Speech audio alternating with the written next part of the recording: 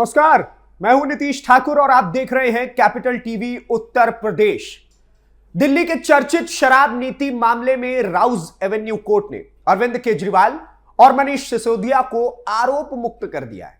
इस शब्द पर ध्यान दीजिएगा, आरोप मुक्त, ना कि बरी किया गया हो। इस फैसले के बाद राजनीति गर्मा गई है।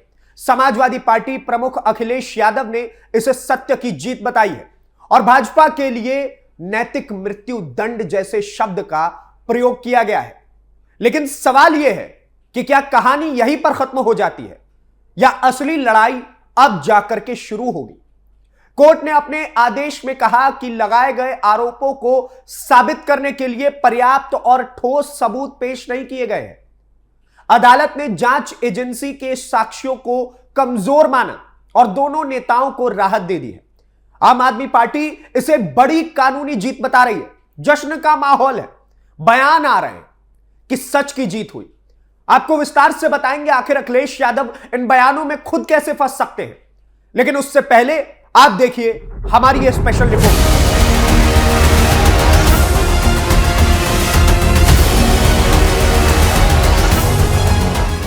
एक बहुत पुरानी कहावत है, चोर चोर मौसेरा भाई।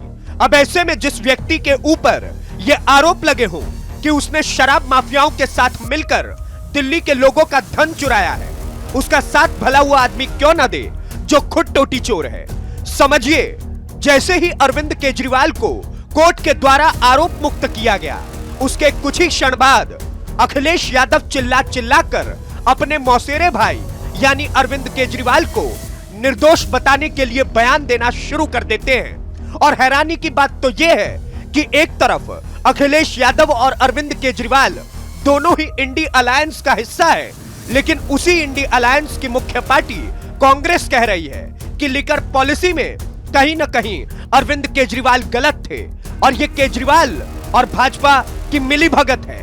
अब ऐसे में सबसे बड़ा सवाल तो यह है कि आखिर यह रिश्ता क्या कहलाता है, क्योंकि राहुल गांधी की कांग्रेस पार्टी सोचती है कि अरविंद केजरीवाल सच में घोटालेबाज है और आम आदमी पार्टी भाजपा की बी टीम बनकर काम कर रही है। वहीं अखिलेश यादव की समाजवादी पार्टी सोच रखती है कि अरविंद केजरीवाल को फंसाया जा रहा है। अब ऐसे में दिलचस्प बात यह है कि इंडी गठबंधन हम साथ साथ है कि नैरेटिव पर काम करती है या फिर हम आपके है कौन की रणनीति पर। देखिए, हमें यहां एक बात साफ समझनी होगी, आरोप मुक्त होना अंतिम क्लीन चिट नहीं होती, खासकर तब जब जांच एजेंसी यह संकेत दे चुकी है कि वो फैसले को उच्च अदालत में चुनौती दे सकती है। जी हां, उनके द्वारा यह कहा गया है कि इस पूरी रिपोर्ट को और इस पूरी कोर्ट की हियरिंग को पढ़ा जाएगा, उसके बाद हम निर्णय लेंगे कि इसे लेकर के हमें उच्च अदालत में जाना है या फिर नहीं। और इसे आप लगभग हाँ ही समझिए कि उच्च अदालत की तरफ जांच एजेंसियां जाएगी। सीबीआई ने साफ कहा है कि वो आदेश का अध्ययन करेगी और जरूरत पड़ी तो हाई कोर्ट का दरवाजा खटखटाएगी। अगर मामला हाई कोर्ट में जाता है तो वहां से सुप्रीम कोर्ट तक पहुंचता है तो कानूनी लड़ाई बेहद लंबी चल सकती है। इसलिए कहना कि सब कुछ खत्म हो गया है बहुत ही ज्यादा जल्दबाजी हो। राजनीति में राहत और अंतिम फैसला दोनों अलग चीजें हैं। अब जरा उस नई शराब नीति की तरफ लौटते हैं जिसे दिल्ली में अरविंद केजरीवाल सरकार लेकर के आई थी। सरकार का दावा था कि इससे पारदर्शिता बढ़ेगी, राजस्व यानी कि दिल्ली सरकार के पास पैसों की बरसात होने लगेगी और भ्रष्टाचार भी खत्म हो जाएगा। कहा गया कि पुरानी व्यवस्था में घोटाले थे, इसलिए नई नीति जरूरी थी, न्यू लिकर पॉलिसी। अब ऐसे में सबसे बड़ा सवाल यह है कि अगर पुरानी व्यवस्था में, जो पुरानी शराब नीति की व्यवस्था थी, उसमें घोटाले थे, तो फिर नई शराब नीति जब इंपोज हुई तो उसमें यह एक पे एक फ्री का क्या कॉन्सेप्ट था।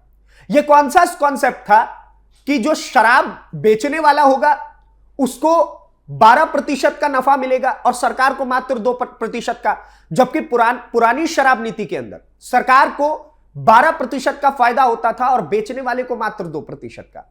गली नुक्कड़ों पर, गली मोहल्लों में शराब की दुकानें खुलवा दी गई।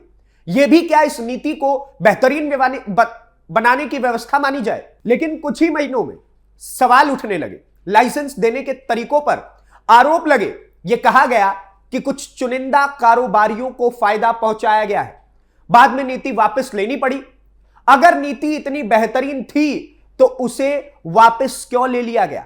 दिल्ली सरकार को इस पूरी प्रक्रिया में आर्थिक और प्रशासनिक नुकसान झेलना पड़ा था। नीति लागू हुई, फिर विरोध हुआ, फिर जांच शुरू हुई और आखिर में नीति रद्द करनी पड़ गई। इससे ना सिर्फ प्रशासनिक अस्थिरता आई बल्कि सरकार की साख पर भी सवाल खड़े हुए। अगर एक नीति इतनी पारदर्शी और मजबूत थी तो उसे बचाया क्यों नहीं जा सका? और अगर उसमें खामियां थी तो क्या उसकी जिम्मेदारी तय हुई? अब बात करते हैं अखिलेश यादव के बयान की। उन्होंने कहा कि जो लोग शंकराचार्य तक पर आरोप लगा सकते हैं वो किसी को भी बदनाम कर सकते हैं। उन्होंने भारतीय जनता पार्टी पर तीखा हमला बोला और इसे नैतिक हार बताया, भाजपा का नैतिक हार। लेकिन क्या यह राजनीतिक बयानबाजी नहीं है? एक अदालत का फैसला आया है जिसे आगे भी चुनौती दी जा सकती है, यह चीज क्लियर आउट है। ऐसे में इसे अंतिम सत्य बताकर राजनीतिक हमला करना क्या जल्दबाजी नहीं है? अखिलेश यादव ने अपने बयान में आजादी से पहले की राजनीति तक को जोड़ दिया। उन्होंने भाजपा पर ऐतिहासिक आरोप लगाए। लेकिन जनता यह भी पूछ सकती है कि क्या हर कानूनी प्रक्रिया को राजनीतिक साजिश बताया जाना सही है? अगर अदालत में मामला गया, जांच हुई, सुनवाई हुई तो उसे पूरी तरह राजनीति कह देना क्या न्यायपालिका की प्रक्रिया को हल्का करारना सही नहीं माना जाएगा? यह भी याद रखिए कि अदालत ने सबूतों की कमी की बात कही है। इसका मतलब यह कहीं भी नहीं है कि आरोप कभी लगे ही नहीं थे। इसका मतलब यह है कि पेश किए गए साक्ष्य अदालत की कसौटी पर खरे नहीं उतर पाए। कानूनी भाषा और राजनीतिक भाषा में बहुत बड़ा फर्क होता है। राजनीति में बयान तेज होते हैं लेकिन अदालत में कागज, गवाह और दस्तावेज चलते हैं। अगर सीबीआई हाईकोर्ट जाती है और वहां से मामला आगे बढ़ता है तो तस्वीर अभी भी बदल सकती है। ऐसे कई मामले रहे जहां निचली अदालत का फैसला ऊपरी अदालत में जाकर के पलट गया है। इसलिए यह कहना कि अब कोई खतरा नहीं है अरविंद केजरीवाल को, यह बेहद सही नहीं होगा। अरविंद केजरीवाल के लिए यह राहत भर जरूर है लेकिन चुनौती अभी खत्म नहीं हुई है। अगर मामला आगे बढ़ता है तो उन्हें फिर अदालत का सामना करना पड़ सकता है। दिल्ली की जनता भी इस पूरे घटनाक्रम को देख रही है। लगातार नई शराब नीति के दौरान जो विवाद हुआ उससे राजनीतिक माहौल प्रभावित हुआ।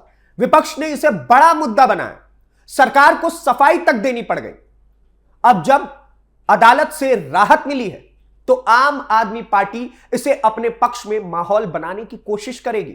लेकिन सवाल वही है, क्या नीति बनाने और उसे वापस लेने के बीच जो अस्थिरता पैदा हुई उसकी जवाबदेही तय हो गई? क्या अरविंद केजरीवाल को मान लिया जाए कि उन्होंने जो नीति बनाई वो बहुत ही खूबसूरत नीति थी और इस बीच में जो अस्थिरता पैदा हुई इस पूरी लिकर पॉलिसी को लेकर के, उसकी जवाबदेही भी तो अरविंद केजरीवाल से ही ली जाएगी ना? उन्होंने तो अभी तक ऐसा कोई उत्तम आंसर दिया नहीं जिससे दिल्ली की जनता संतुष्ट हो जाए कि नहीं, केजरीवाल जी बहुत अच्छे हैं। अखिलेश यादव का बयान भी राजनीतिक संदेश है। वो भाजपा को घेरना चाहते हैं और खुद को विपक्ष की मजबूत आवाज के रूप में पेश करना चाहते हैं। लेकिन क्या वो ये भी बताएंगे कि अगर कल हाईकोर्ट या सुप्रीम कोर्ट में फैसला अलग आया तो क्या वो उसी उत्साह से बयान देंगे? राजनीति में शब्दों का चुनाव बहुत मायने रखता है। नैतिक मृत्युदंड जैसे शब्द माहौल गरमा देते हैं लेकिन कानूनी प्रक्रिया अपनी रफ्तार से चलती है। इस पूरे मामले में 3 बातें साफ हो चुकी हैं। पहली, राउज एवेन्यू कोर्ट से राहत मिली है लेकिन यह अंतिम पड़ाव कतई भी नहीं। दूसरी, नई शराब नीति को लेकर जो सवाल उठे थे वो पूरी तरह खत्म नहीं हुए। और तीसरी, विपक्ष और सत्ता दोनों इस फैसले को अपने अपने तरीके से पेश कर रहे हैं लेकिन हकीकत इससे बेहद इतर है। अरविंद केजरीवाल के समर्थक इसे बड़ी जीत मान रहे हैं, भाजपा इसे अधूरा अध्याय बता रही है, सीबीआई आगे की रणनीति तय कर रही है और जनता इंतजार कर रही है कि आगे क्या होगा। कानून का रास्ता लंबा होता है। अगर मामला हाईकोर्ट और फिर सुप्रीम कोर्ट जाता है तो नई बहसें होंगी, नए तर्क भी सामने आएंगे और शायद नए तथ्य भी। इसलिए फिलहाल यह कहना ज्यादा सही नहीं होगा। यह कानूनी लड़ाई का एक चरण है, अंत नहीं है। राजनीति में हर फैसला कई स्तरों पर पढ़ा जाता है। कोई इसे सच की जीत कहेगा, कोई इसे तकनीकी राहत बताएगा, लेकिन अंतिम सच्चाई वही होगी जो अंतिम अदालत, न्यायालय तय करेगी। दिल्ली की नई शराब नीति का अध्याय अभी पूरी तरीके से बंद नहीं हुआ है। अरविंद केजरीवाल और मनीष सिसोदिया को मिली राहत बड़ी है, लेकिन कानूनी संभावनाएं अभी भी बाकी है। और अखिलेश यादव का तीखा हमला भी राजनीति का एक हिस्सा मात्र समझ लीजिए, जिसमें शब्दों की बस धार तेज है, लेकिन हकीकत में उतना ज्यादा मित्रता अंदर खाने है नहीं। अब नजरें इस बात पर होंगी कि क्या सीबीआई हाईकोर्ट का रुख करती है, क्या मामला सुप्रीम कोर्ट तक जाता है, और अगर जाता है तो वहां क्या फैसला आएगा। तब तक यह मुद्दा राजनीति और कानून दोनों में चर्चा का केंद्र बना रहेगा। लेकिन जैसे ही यह फैसला आ जाएगा तो सबसे बड़ा सवाल तो अखिलेश यादव और उनके साथियों से पूछा जाएगा और उनकी पूरी पार्टी से पूछा जाएगा कि जिस प्रकार से आपने हो हल्ला तब मचाया था जब अरविंद केजरीवाल को जमानत मिल गई थी, तब भी आपने कहा था कि यह तो बहुत बेहतरीन बात है। उसके बाद जब अरविंद केजरीवाल को कोर्ट से राहत मिल गई, उनको बोल दिया गया कि अभी आप थोड़ी छूट में हैं, तब भी आपने बयानबाजी शुरू कर दी कि भाजपा की नैतिक हार हो गई, ये हो गया, वो हो गया।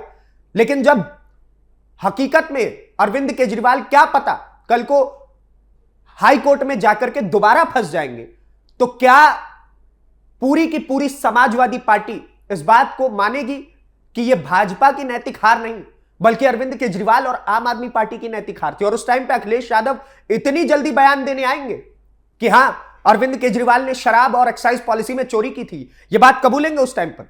उस टाइम पर वो नहीं दिखेंगे, ये ऑब्वियस सी बात है। बाकी आप क्या कुछ सोचते हैं अखिलेश यादव की इस बयानबाजी को लेकर के, कि वैसे तो अपने प्रदेश के अंदर, उत्तर प्रदेश के अंदर समस्याओं पर बातचीत करने से पीछे हटे रहते हैं, लेकिन जब बात दिल्ली की आए, अरविंद केजरीवाल की आए, तो सबसे पहले आगे जाकर के बयान देना शुरू कर देते हैं। वही कांग्रेस पार्टी दूसरी तरफ प्रदेश के अंदर कोई, उत्तर प्रदेश के अंदर कोई बेहतरीन कार्यों में सम्मिलित हो ना हो, लेकिन आपको नजर आएगी कि अरविंद केजरीवाल की जब बात आई तो उन्होंने कहा कि नहीं, शायद अरविंद केजरीवाल गलत भी हो सकते हैं और यह भाजपा और आम आदमी पार्टी की मिलीभगत हो सकती है।